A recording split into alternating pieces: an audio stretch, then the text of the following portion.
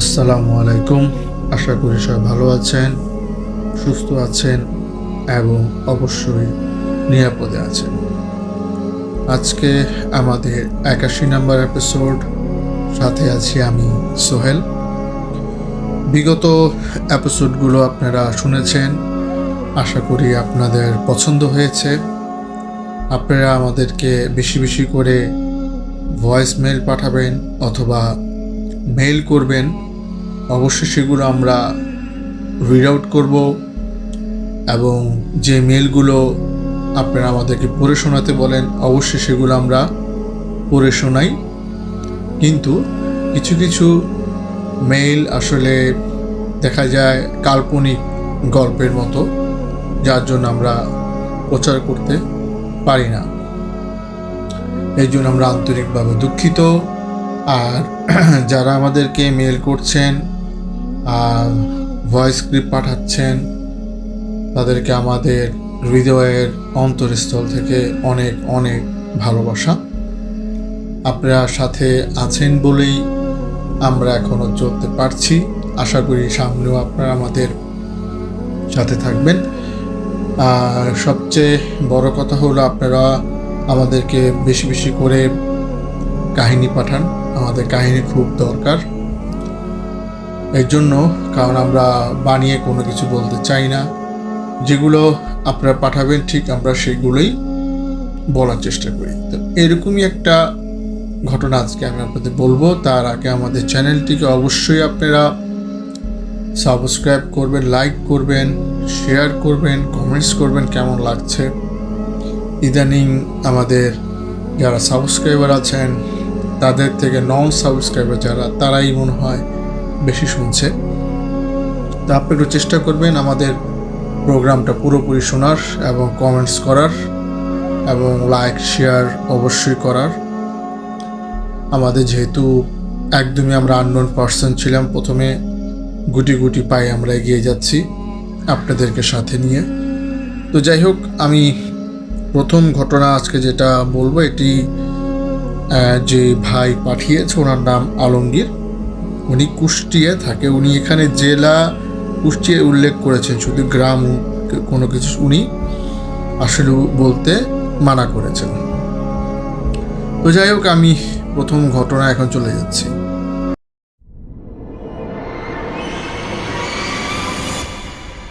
তো প্রথম ঘটনাটি আলমগীর ভাই পাঠিয়েছেন। উনি যেভাবে লিখেছেন আমি ঠিক সেইভাবেই আপনাদেরকে বলার চেষ্টা করব। উনি আসলে গল্পটি আমার ভাবে বলার জন্য বলেছেন। তো উনি লিখেছেন, আসসালামু আলাইকুম সোহেল ভাই, আশা করি আপনি ভালো আছেন, সুস্থ আছেন। আমি আলমগীর, আমি কুষ্টিয়ায় থাকি। তো ঘটনাটি আসলে ঘটে যায় আমাদের 4 বন্ধুর সাথে। আমি তখন মাত্র ইন্টার পাস করেছি, 2001 কি 2-এর ঘটনা। তো আমাদের ওখানে তখন প্রচণ্ড শীত। আপনারা জানেন কুষ্টিয়া জেলে এভাবে অনেক শীত পড়ে নর্মালি। তো শীতে প্রায় জায়গায় মেলা হয়, এটা আপনারা ভালোভাবে জানেন গ্রাম অঞ্চলে। তো তখন আমাদের ওখানেও আপনার মেলা, কিন্তু মেলাটা আমাদের বাড়ি থেকে প্রায় 7-8 কিলো দূরে। তো মেলাটা সাধারণত আপনার সন্ধ্যার পরে গেলে মেলাটা জমজমাট হয়। তো আমরা 4 বন্ধু ঠিক করলাম যে আমরা মেলা সারা রাত বা যতটুক মেলা ঘোরাফেরা করে কেনাকাটা করে তারপরে ওখানে ওই জায়গায় আমার এক ফ্রেন্ডের বোনের বাসা আছে, ওখানে রাতে আমরা থাকবো, আমরা সকালে চলে আসব। তো যেই ভাবা সেই কাজ, আমরা সবাই মিলে রওনা দিলাম। তো আমরা আমাদের ওখান থেকে তখন ভ্যান ছিল। আপনারা জানেন কুষ্টিয়া জেলাটা একটু তখন ভ্যান ছাড়া কিছুই পাওয়া যেত না। তো আমরা ভ্যানে করে বিকেল থাকতে 4 বন্ধু রওনা দিলাম। তো বাসায় আমরা সবাই বলে গেছি যে আজকে রাতে বাসায় আসবো না। বাসার সম্মতি নিয়েই আমরা রওনা দিলাম। তো কিছুক্ষণের মধ্যে আমরা মেলায় পৌঁছে গেলাম। তো মেলায় পৌঁছে যেয়ে আমরা মেলায় ঘোরাফেরা শুরু করলাম। তো মেলায় সার্কাসের তখন ব্যবস্থা ছিল, প্লাস আপনার বিভিন্ন নাটকেরও ব্যবস্থা ছিল। তো এই সার্কাস, নাটক, ঘোরাফেরা প্লাস টুকটাক খাওয়া দাওয়া এগুলো করতে করতে প্রায় রাত তখন বেশ হয়ে গেছে, প্রায় আপনার 12টা আপ হয়ে গেছে। তো 2001-2 রাত 12টা মানে ওই কুষ্টিয়ায় অনেক রাত, গ্রাম অঞ্চল যেহেতু। আর ওই টাইমে আমরা আবার ওখান থেকে আমাদের ভ্যানে যেতে হবে আমার ওই বোনের বাসায়, আমার ফ্রেন্ডের বোনের বাসায়। তো আমরা মেলা থেকে বের হইলাম, বের হয়ে 4 বন্ধু সুন্দর কথা বলতে বলতে বাস স্ট্যান্ডে এসে পৌঁছালাম। এর মধ্যে আমাদের সাথে কোনো অলৌকিক ঘটনা বা কিছু ঘটেনি। আমরা নর্মালি বাস স্ট্যান্ডে আসলাম। আসার পর আমরা অনেকক্ষণ ভ্যানের জন্য ওয়েট করলাম যে কোনো ভ্যান আসে কি না। তো আমাদের বন্ধু একজন বললো যে না হলে কাজ করি, আমরা মানে হেঁটে হেঁটে যাই। তো আরেক বন্ধু বললো না, এখান থেকে তো প্রায় অনেক দূর, ভ্যান না হইলে তো আর সারাদিন মেলায় ঘুরে সবে ক্লান্ত। তো তার কিছুক্ষণ পরে দেখলাম একটি আপনার ভ্যান গাড়ি আসতেছে, যেহেতু রাত কুয়াশা, মানে ওই লাইটটা দেখে বুঝতেছি যে ভ্যান গাড়ি আসতেছে। তো ভ্যান গাড়ি আসলো আমাদের সামনে, একটা বয়স্ক কাকা উনি। তো ওনাকে বললাম আমার ওই ফ্রেন্ড বোনের বাসা যেখানে, ওই ঠিকানাটা বললাম। উনি বললো ঠিক আছে, কিন্তু ওইটা যাওয়ার সময় একটা রেলগেট পড়ে। তো উনি বললো যে আমি রেলগেটের ওই পার যাবো না, আপনাদেরকে আমি রেলগেটের এই পার নামাই দিব। তো আমরা চিন্তা করলাম যে ঠিক আছে, যতটুকু যাওয়া যায় বাকিটুকু নয় হেঁটেই গেলাম। তো আমরা ভ্যানে উঠলাম। তো ভ্যান চলতেছে। তো আমাদের সাথে চাচা মানে যে কাকা কোন কথা বলতেছেন, আমরা নিজেরা কথা বলতেছি।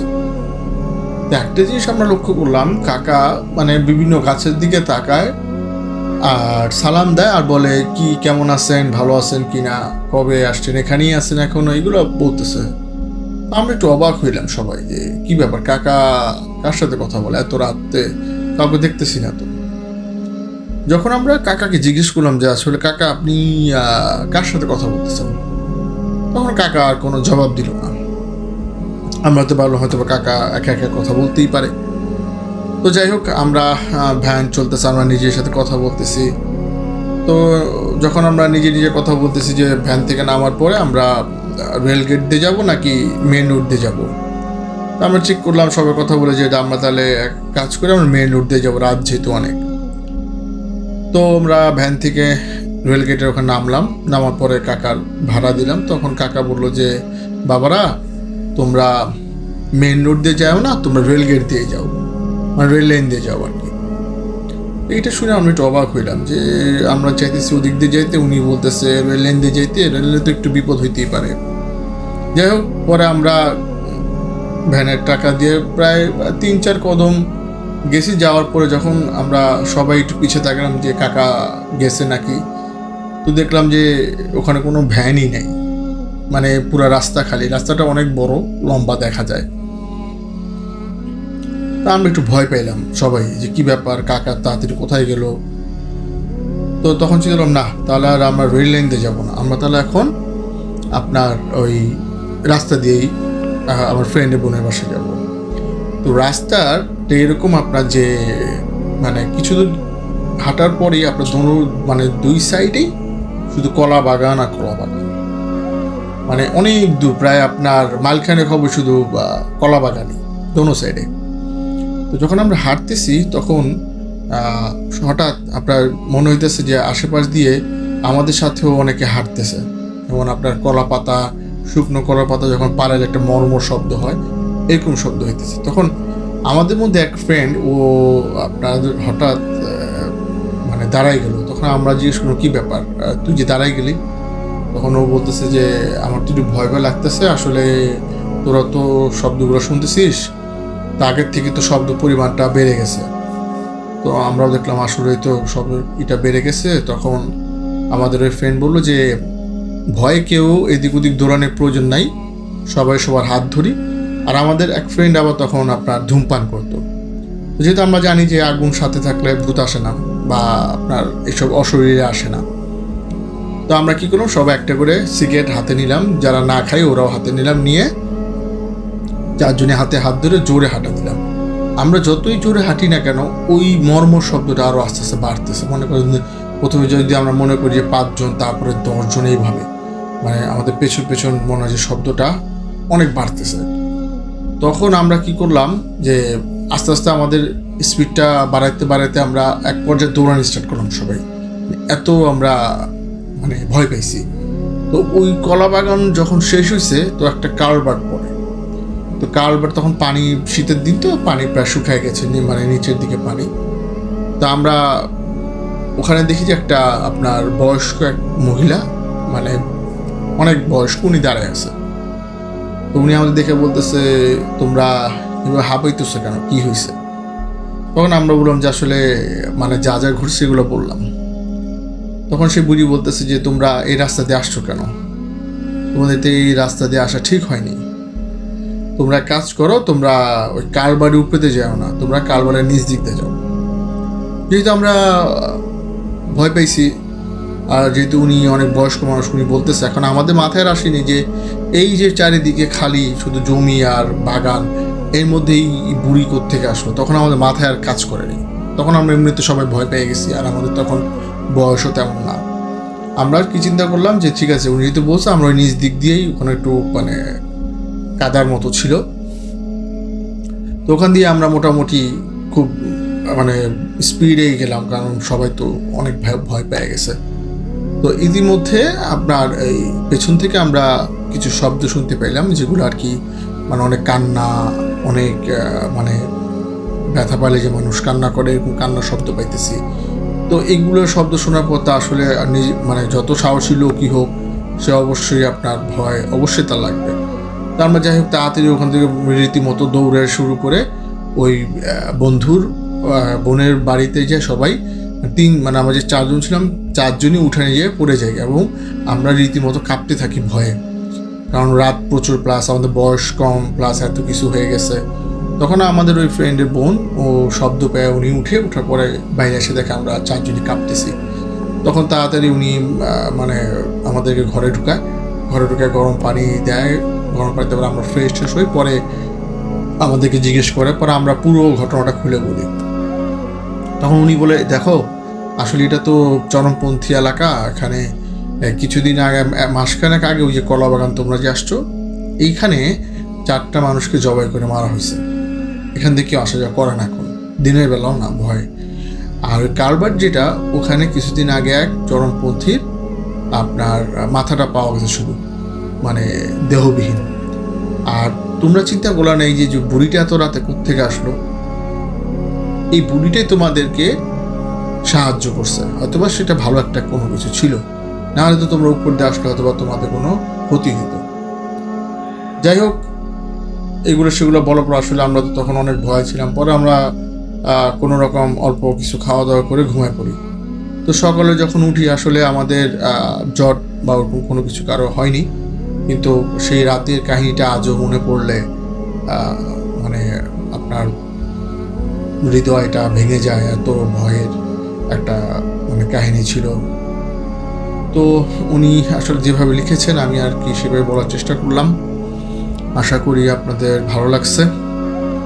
আর সবচেয়ে বড় কথা হলো, আপনার তখন বয়স কম, মাত্র ওনারা ইন্টার পাস করছে, আর এই সময় এত কিছুতে আসলে ভয়, যখন মানুষ মানে ওই সিচুয়েশনে পড়ে, তখন আসলে এত কিছু খেয়াল থাকে না যে কে আসছে সামনে বা কি, তখন জীবন বাঁচানোটা সবচেয়ে বড় কথা হয়ে যায়।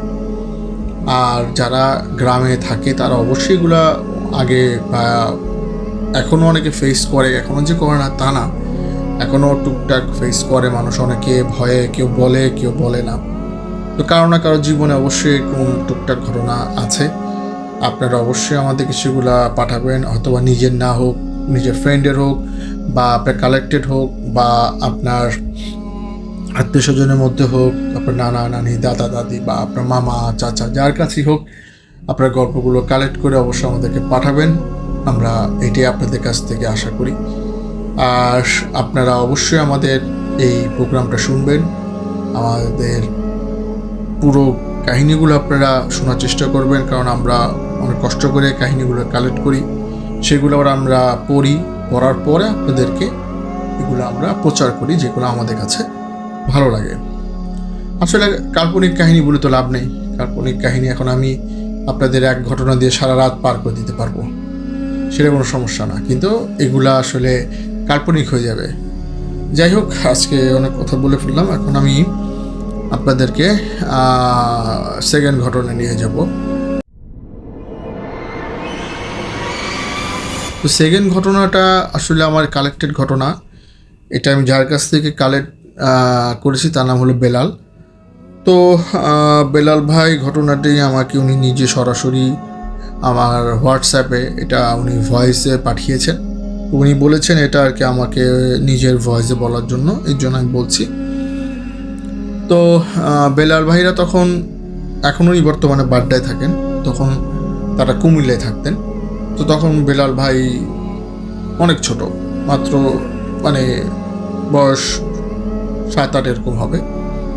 তো বেলাল ভাইয়ের বাবা তখন আর কি বিজনেস করতো, ব্যবসা। তো দেখা গেছে ব্যবসা করে দোকান বন্ধ করে আবার ফ্রেন্ডদের সাথে একটু সময় দিত। দেখা গেছে যে আপনার অনেক সময় আপনার 12টা 11টা, তো সেদিন আসলে এরকমভাবে উনি বাসায় আসতো। তো সেদিন একটু লেট হয়ে গেছে, বেশি লেট হয়ে গেছে। তো 1টা ওভার হয়ে গেছে। তো যখন 1টা ওভার হয়ে গেছে তখন উনি চিন্তা করলো না, এখন তো বাসার দিকে যাওয়া দরকার। তো বেলাল ভাইদের বাসায় আসার সময় আপনার 2টা তাল গাছ পড়ে। এই তাল গাছগুলো আবার আগে থেকেই একটু তাদের বদনাম ছিল। এখন উনি যখন বেলাল ভাই বাবা যখন তাল গাছের প্রায় কাছাকাছি, তখন উনি দেখলেন যে তাল গাছ থেকে একটা খুব লিকলিকে, মানে আপনার অনেকটা যেমন একটা বাঁশের মতো একটা বস্তু মানুষ যেভাবে হাঁটে ঠিক ওইভাবে হেঁটে আপনার ওই তাল গাছ থেকে নামতেছে। তো তখন উনি স্টপ হয়ে গেল, ওই জায়গায় চুপচাপ দাঁড়ায় রইল। তো উনি দেখতেছে ওটা ওখান থেকে নামলো, কিন্তু তার মাথাটা আবার অনেক বড়। ধরেন যে যদি মাথাটা আমি চিন্তা করি যে বড় একটা কলসির মতো মাথা, কিন্তু পুরো দেহটা আপনার ওই বাঁশের মতো চিকন লিকলিকে। তো অনেক সময় অনেকে গ্রামে বলতো যে এগুলো যদি রাস্তায় দেখো, যদি ভালো হয় বা কথা বলতে পারো, অনেক সময় অনেক কিছু পাওয়া যায়। উনি চিন্তা করলো তাহলে আমি দেখি যদি এটার পিছনেই যদি এটার সাথে কথা বলতে পারি। মানে উনি অনেক সাহসী মানুষ ছিল, উনি আসলে ওইভাবে কোনো চিন্তা করেনি। তাহলে যদি তার সাথে কথা বলতে পারি তাহলে হয়তো বা কিছু একটা পেতে পারি।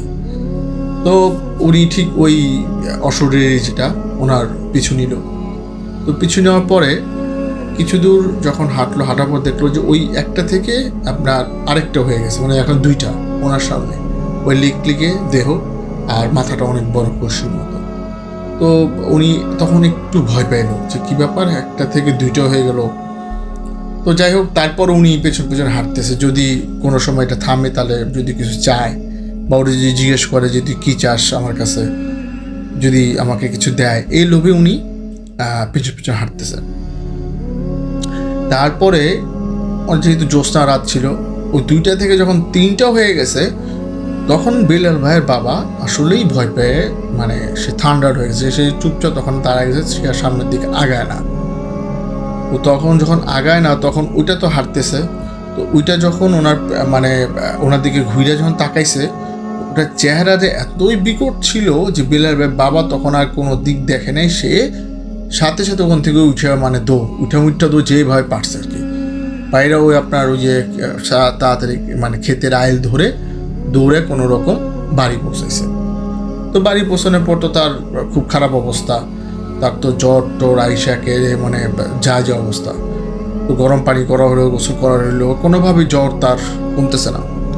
তো এখন সকাল না হলে তো কিছু করাও যাবে না। তখন বেলাল ভাইয়ের আম্মা জিজ্ঞেস করি যে কী হয়েছে, তখন বেলাল ভাইয়ের বাবা পুরো ঘটনাটা বেলাল ভাইয়ের মাকে খুলে বলল। তো বেলাল ভাইয়ের মা তখন চিন্তা করলো সকাল হোক, তাহলে মসজিদের ইমাম সাহেবকে যা পুরো ঘটনাটা বলবে। তখন বেলাল ভাইয়ের মা ওই বেলাল ভাইয়ের মামার মাধ্যমে ওই মসজিদ ইমাম সাহেবকে ডেকে আনলো বাসায়। আনার পরে ইমাম সাহেব সব কিছু শুনলো। শোনার পর ইমাম সাহেব বললো আসলে আপনার তো ওকে ডিস্টার্ব করার কোনো প্রয়োজন ছিল না, ও তো ওর মতো হাঁটতেছিল। ও যখন বুঝতে পারছে যে পেছনে আপনাকে ফলো করতেছেন তখনই ও আর কি আপনাকে ভয় দেখাইছে। যে আল্লাহর রহমতে আপনার কিছু হয়নি, আপনি সুস্থ আছেন, সমস্যা নেই। আমি পানি পড়া দিতেছি আর একটু রুকায়াত করে দিতেছি, মানে আল্লাহ কালাম দিয়ে যেটা করা হয় সে রুকায়াত করে দিয়েছে, ইনশাল্লাহ আপনি সুস্থ হয়ে যাবেন। আর ভবিষ্যতে আপনি সবসময় চিন্তা করে রাখবেন যে, বা খেয়াল রাখবেন, রাত হলো ওদের কাজ, দিনে হলো আমাদের কাজ। তো রাতে যদি এরকম কোনো কিছু দেখেন তা আপনার ইগনোর করাই ভালো। ওই কোনো কিছু আপনাকে দিবে বা না দিবে ওই চিন্তা করলে আপনার বড়সড় একটা ক্ষতি হতে পারে। তো এটা বলি আমার সব পানি পড়া আর রুকায়াত করে দিল। আস্তে আস্তে বিড়াল ভাইয়ের বাবা সুস্থ হলো, পরে আর তেমন কোনো ঘটনা তার সাথে ঘটেনি। তো এটাই ছিল একটা ছোট্ট ঘটনা। আশা করি এটাও আপনাদের ভালো লাগছে। সবচেয়ে বড় কথা হলো এখানে এইটাই যে, যদি আপনি রাতে কোনো কিছু দেখেন আসলে এটাকে ইগনোর করাই ভালো, কারণ সেটা ভালো হইতে পারে আবার সেটা খারাপও হইতে পারে। আর যারা গ্রাম অঞ্চলে থাকে তারা তো অবশ্যই একটু সাহসী মানুষ, তারা কোনটা ভালো কোনটা খারাপ সেটা তো আসলে কেউ বুঝতে পারে না, কিন্তু তারা একটু সাহসী, এর জন্য তারা চিন্তা করে যদি এরকম কিছু ঘটে, কিছু যদি তাদের কাছ থেকে পাওয়া যায়। অনেক সময় অনেক কিছু পায়, এটাও আমি শুনছি। তো সবাই ভালো থাকবেন, সুস্থ থাকবেন এবং নিরাপদে থাকবেন। আমাদের চ্যানেলটিকে অবশ্যই আপনারা সাবস্ক্রাইব করবেন, লাইক করবেন, শেয়ার করবেন, কমেন্টস করবেন। আমাদেরকে অবশ্যই আপনারা ভয়েস ক্লিপ অথবা ইমেল করবেন। আমাদের গল্পগুলো খুব দরকার, যেহেতু আমরা প্রোগ্রাম চাই সামনের দিকে আরও এগিয়ে নিতে আপনাদের সাথে। আর অবশ্যই আপনারা আমাদের চ্যানেলটির কাহিনীগুলো পুরোপুরি শোনার চেষ্টা করবেন। তো আজকের মতো এতটুকুই। আসসালামু আলাইকুম।